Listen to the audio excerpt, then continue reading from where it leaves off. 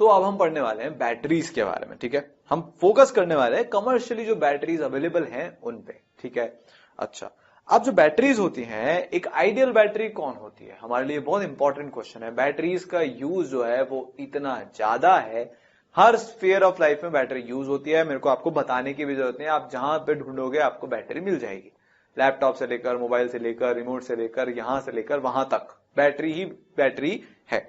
तो जो 3 सबसे इंपॉर्टेंट डिजायरेबल क्राइटेरियाज होते हैं, उनमें से पहला होता है कि वो रीजनेबली लाइट होनी चाहिए। फॉर एग्जाम्पल, जैसे ये हमारे कैमरे की बैटरी है, ठीक है। अब अगर ये कैमरे की हमारी बैटरी बहुत ज्यादा जो है हैवी हो गई तो फिर कैमरे में नहीं लगेगी, है ना। सारे हमारे डिवाइसेस इतने भारी हो जाएंगे।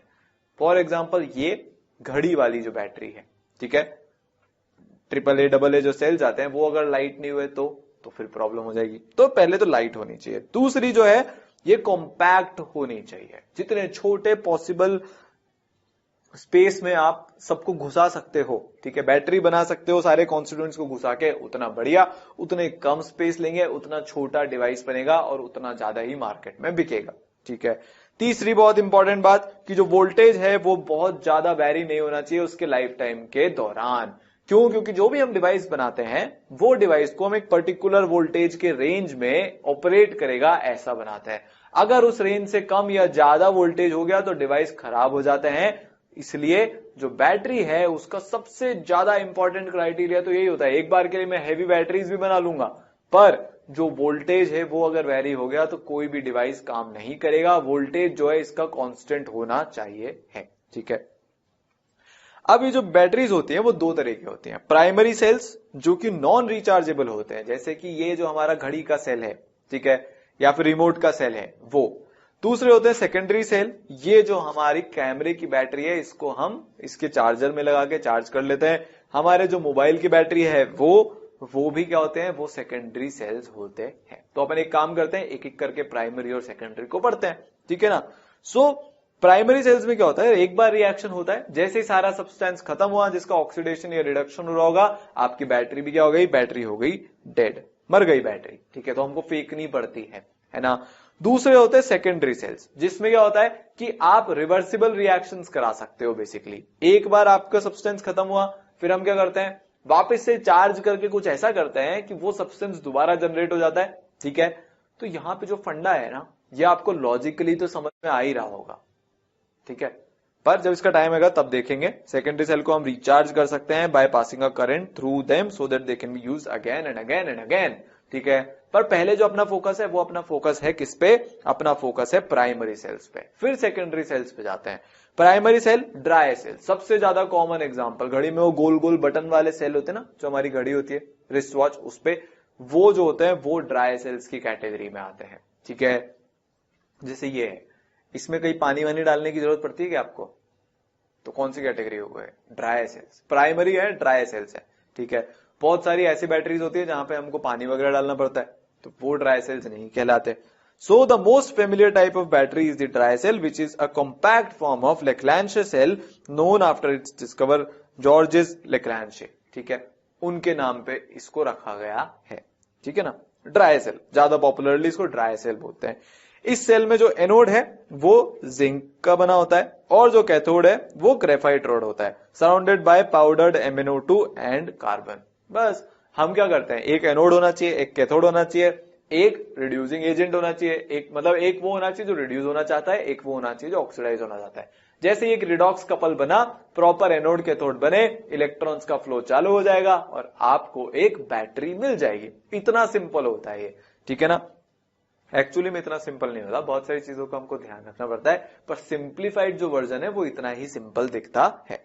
The space between the electrodes is filled with a moist paste of NH4Cl and ZnCl2। तो अगर हम इस बैटरी को देखें तो ये कुछ ऐसी दिखती है, ठीक है। यहां पे देखो एक एक करके चलते हैं। जो एनोड है वो तो जिंक का कंटेनर है, तो ये जो है, जो जिंक का आपको कंटेनर दिख रहा है व्हाइट व्हाइट लाइन से, वो है एनोड, ठीक है, जिंक। फिर और क्या बोला है, कैथोड जो है वो ये ग्रेफाइट रोड जो है ये कैथोड है, ठीक है ना, ग्रेफाइट रोड। अच्छा बढ़िया। और क्या बोला है, पाउडर्ड MnO2 एंड कार्बन से ये सराउंडेड रहती है। तो ये जो आपको ब्लू ब्लू पेस्ट दिख रहा है, this is MnO2 plus carbon, ठीक है। और जो स्पेस है बिटवीन द इलेक्ट्रोड, जो यहाँ पे आपको ये चीज दिख रही है, जो खाली स्पेस दिख रही है, ये एक्चुअली में NH4Cl प्लस ZnCl2 के पेस्ट से भरी हुई होती है।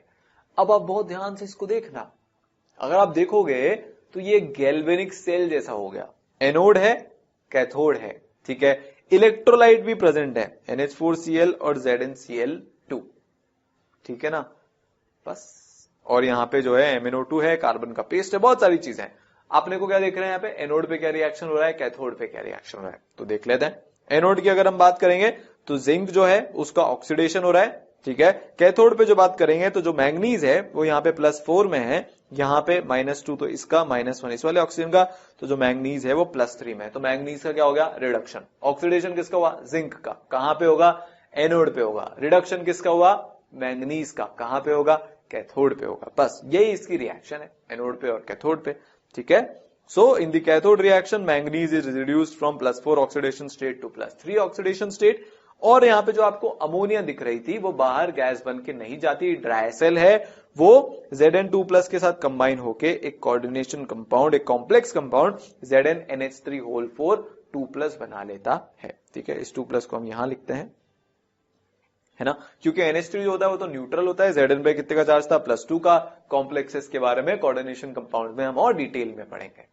तो ये तो बात हुई किसकी, ये बात हुई हमारी ड्राई सेल की।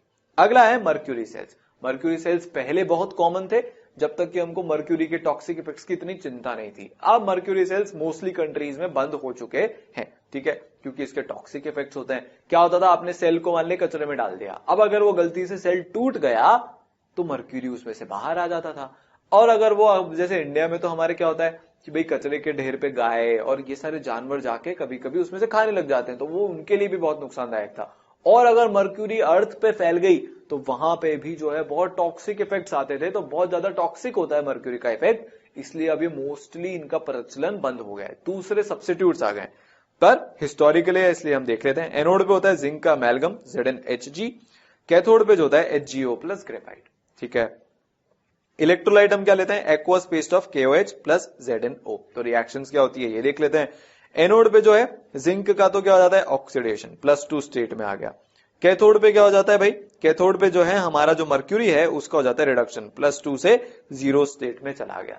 तो ऑक्सीडेशन किसका हुआ, जिंक का। रिडक्शन किसका हुआ, मर्क्यूरी का। या वैसे भी देख के बता सकते हो, आपके पास रिएक्टिविटी सीरीज है, दिमाग में है आपके, आपको होता है जिंक ज्यादा रिएक्टिव होता है उस सीरीज के हिसाब से, ठीक है, तो उसके ऑक्सीडेशन होने की टेंडेंसी ज्यादा है, मर्क्यूरी के रिड्यूस होने की टेंडेंसी ज्यादा है। बस इलेक्ट्रॉन्स फ्लो हो जाएंगे जिंक से मर्क्यूरी की तरफ और आपको एक सेल मिल जाएगा, ठीक है ना। सो नेट रिएक्शन की अगर हम बात करें तो नेट रिएक्शन कुछ आपको ऐसा होता हुआ दिखेगा। ये 0 से चला गया +2 में और ये 0 से चला गया किसमें, यहां पे तो ये 0 में था पर यहां पे ये +2 में था, उससे चला गया ये 0 में।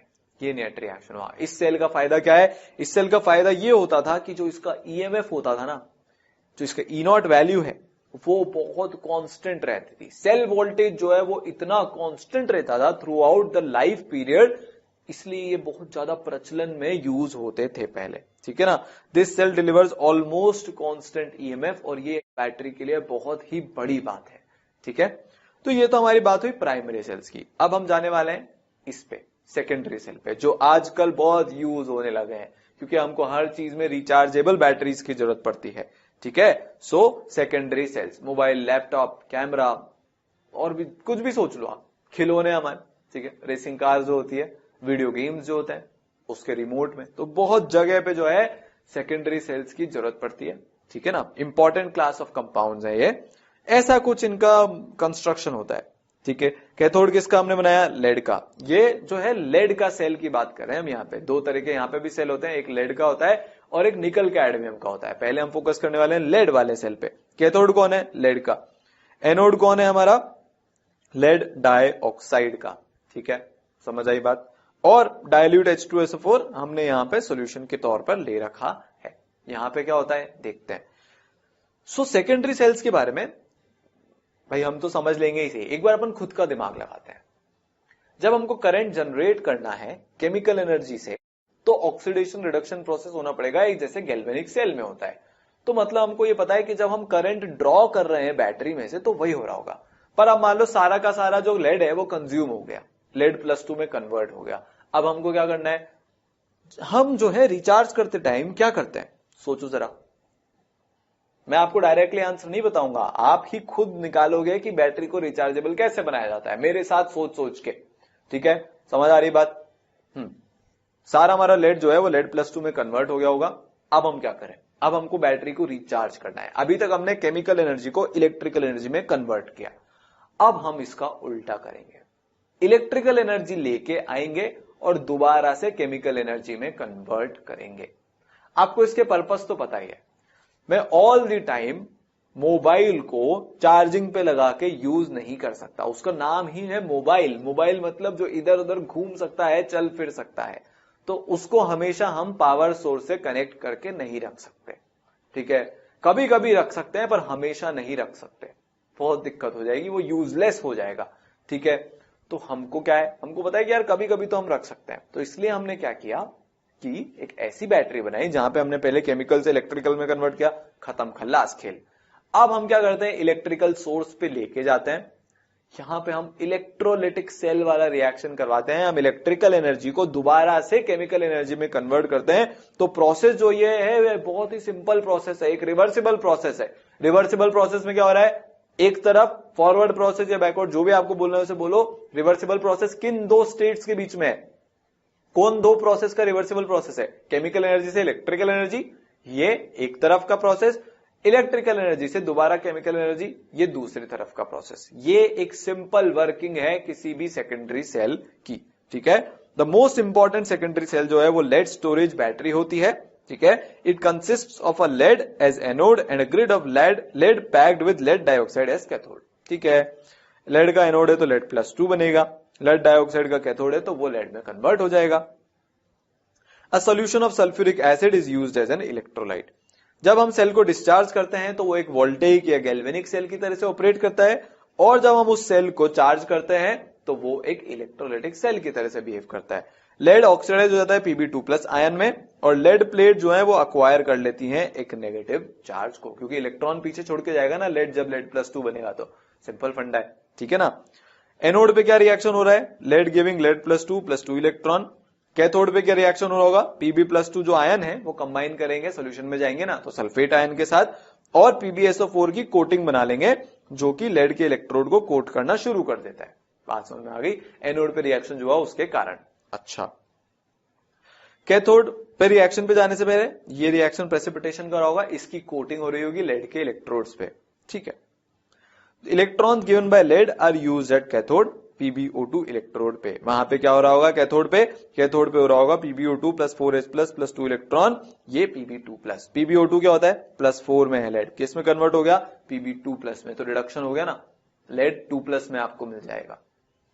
बस ये कैथोड पे रिएक्शन हो गया। ठीक है, और ये Pb+2 जो है वो SO4 2- के साथ कंबाइन होकर प्रेसिपिटेट बनके PbSO4 में कन्वर्ट हो जाएगा। चलो बढ़िया। ओवरऑल सेल रिएक्शन की अगर हम बात करें, सारी इक्वेशंस को हम ऐड कर देंगे। So lead plus lead oxide dioxide plus 4H+ plus 2SO4 2- will give you 2 PbSO4 plus 2 H2O। ठीक है, समझ आई बात, आगे चलें। चलो, E0 सेल यहां पे जो आता है वो 2.041 वोल्ट आता है, ये भी काफी कांस्टेंट रहता है जब भी हम यूज में लेते हैं हमारे डिवाइस को इस बैटरी के थ्रू चला के, है ना। अब पोटेंशियल, जब हम cyclic greater than the potential of battery को अप्लाई करेंगे तो उल्टा रिएक्शन होना शुरू हो जाएगा। जो लेड +2 में कन्वर्ट हुआ था वो फिर से लेड में कन्वर्ट हो जाएगा, और फिर से आप रेडी हो जाओगे कि आपको वापस से गैल्वेनिक सेल मिल जाएगा। तो बस रिवर्सिबल प्रोसेस लगा दिया हमने, एक्स्ट्रा पोटेंशियल लगा के 2.041 वोल्ट से ज्यादा का पोटेंशियल जब हम देते हैं तो फिर क्या होता है कि रिवर्सिबल रिएक्शन हो जाता है, दोबारा से आपकी बैटरी जो है वो इलेक्ट्रिकल एनर्जी को केमिकल एनर्जी में कन्वर्ट करके अपने पास स्टोर रख लेती है कि देखना जैसे ही चार्ज होगा ये अपना मोबाइल निकालेंगे और फिर से चलाना शुरू। ठीक है, बस सिंपल है। So during recharging the cell is operated like an electrolytic cell, I now electrical energy is supplied to it from an external source. बढ़िया। The electrodes reactions are reversed of those that occur during discharge. जो discharge के time हुआ था उसका exact reverse reaction क्या हो जाएगा, charging के दौरान हो जाएगा। ठीक है ना, ये रिएक्शन हो जाएगा, ये एग्जैक्टली उल्टा रिएक्शन है। ठीक है, सो ये जो रिएक्शन है this is opposite of discharging. ठीक है, चलो एक और सेकेंडरी सेल होता है निकल कैडमियम स्टोरेज सेल, जिसका लाइफ जो है वो लॉन्गर होता है लेड स्टोरेज सेल से, पर क्योंकि वो महंगे मेटल से बन रहा है तो उसकी जो रेट है वो महंगी होती है, इसलिए हम उसको जनरली साइंटिफिक पर्पस के लिए या इंडस्ट्रियल पर्पस के लिए यूज करते हैं। नॉर्मल पर्पस के लिए लेड स्टोरेज सेल ज्यादा यूज होते हैं। इसकी वर्किंग देख लेते हैं एक बार। निकल कैडमियम सेल जो है उसकी वर्किंग, एनोड पे क्या होता है, कैडमियम का एक कप होता है, कैथोड पे क्या होता है, निकल का एक पेस्ट होता है ग्रेफाइट के ऊपर जो हम लगाते हैं। ठीक है, और इलेक्ट्रोलाइट हम किसको यूज करते हैं, aqueous paste of KOH and CDO, cadmium oxide and potassium hydroxide का। अच्छा, एनोड पे क्या रिएक्शन हो रहा होता है भाई, एनोड पे रिएक्शन हो रहा होता है ये 0 से कैडमियम +2 में जा रहा है। ठीक है, समझ आई बात, बढ़िया। कैथोड पे क्या रिएक्शन होता है, कैथोड पे रिएक्शन होता है कि जो निकल है वो +3 से +2 में जा रहा होता है। ठीक है, बस ओवरऑल रिएक्शन के लिए आप इसको 2 से मल्टीप्लाई कर दो, क्योंकि जो ऑक्सीडेशन का रिडक्शन था वहां पे 2 इलेक्ट्रॉन्स इन्वॉल्व थे, रिडॉक्स की बैलेंसिंग करनी है तो ऐसे ही करना पड़ेगा। सो ओवरऑल रिएक्शन हो जाएगा CD solid +2 NiOH whole thrice giving CDO +H2O +2 NiOH whole thrice. इस रिएक्शन की खास बात क्या, रिवर्सिबल रिएक्शन होता है। ठीक है, 1.3 इलेक्ट्रॉन वोल्ट से आपने ज्यादा जैसे पोटेंशियल लगाया, रिएक्शन पीछे पीछे पीछे पीछे पीछे हो जाएगी। ठीक है, बस आगे जा रही है जब गैल्वेनिक सेल, मतलब जब आप पावर उससे ले रहे हो और जब आप उसको पावर देके रिचार्ज कर रहे हो, तो फिर इलेक्ट्रोलाइटिक सेल। यही कॉमन एक फंडा है हर सेकेंडरी सेल के केस में। ठीक है ना, अब एक और तरह का सेल होता है फ्यूल सेल। ये हम यूज करते हैं स्पेस क्राफ्ट वगैरह के लिए। इसमें क्या होता है, एक ऐसी बैटरी बनाना पॉसिबल है जो कि जैसे हम रिएक्टेंट्स को फेड करते हैं तो वो, मतलब हम क्या करते हैं कि कंटिन्यूसली रिएक्टेंट्स को फेड करते रहते हैं, बाहर से एक्सटर्नली हम रिएक्टेंट्स को फेड करते हैं और वो उसको इलेक्ट्रिकल एनर्जी में कन्वर्ट करती रहती है। तो जब तक आप रिएक्टेंट्स देते जाओगे, ऐसी बैटरी होती है वो क्या करेगी कि उस केमिकल एनर्जी को, जो रिएक्टेंट्स के बीच में रिएक्शन होगा उससे कुछ ना कुछ केमिकल एनर्जी जनरेट होगी, उस केमिकल एनर्जी को हाथों हाथ किस में कन्वर्ट कर देती है, वो इलेक्ट्रिकल एनर्जी में कन्वर्ट कर देती है वो। ठीक है, तो electrical cells that are design to convert the free energy from the combustion of fuels, जैसे कि हाइड्रोजन हो गया या कार्बन मोनोऑक्साइड हो गया या मीथेन हो गया, directly into electrical energy are called fuel cells. ठीक है, ये तीसरे तरह के सेल्स है ना।